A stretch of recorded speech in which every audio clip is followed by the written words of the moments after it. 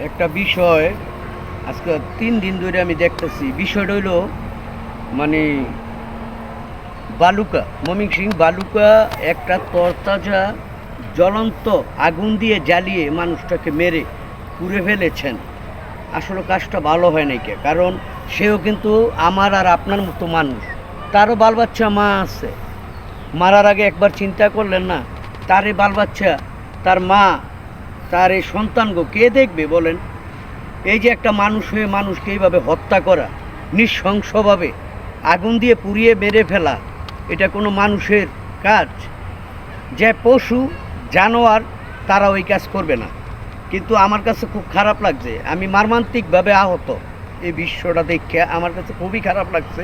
যদি আপনাদের কাছে ভিডিওটা ভালো লাগে, লাইক কমেন্ট করবেন। এই যে দেখেন কী অবস্থা, একটা মানুষ এইভাবে মারতে পারে বুঝিয়া নামে। সে মানুষ, দিন শেষে সে আল্লাহর সৃষ্টি মানুষ। সে ধর্ম যেটাই হোক, হিন্দু বলেন, খ্রিস্টান বলেন, বৌদ্ধ বলেন, সে কিন্তু একটা রক্ত মাংস করা মানুষ। তাকে যারা এই কাজ করছেন তাদেরকে আইনের আওতায় নিয়ে মানে কঠিন শাস্তি দিতে হবে।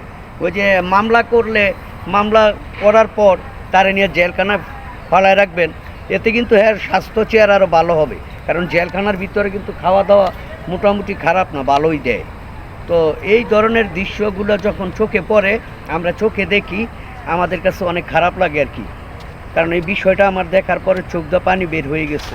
সে যেই ধর্মেরই হোক না কেন, মানুষ হয়ে মানুষকে এইভাবে হত্যা করা, এটা খুব মারাত্মক, জঘন্যতম একটা কাজ। এই কাজে কেউ কখনো যাবেন না, পারলে প্রতিবাদ করবেন। আর যেইখানে সে কাজ করত, ওই যে শালায় তারে মানে অফিস থেকে বিদায় করে দিতে চাইছিল, যতটুকু জানলাম আর কি। মানে ওই শালায় জানে, ওই শালার কান টানলে মাথা আসবে। এটা কারা করলো?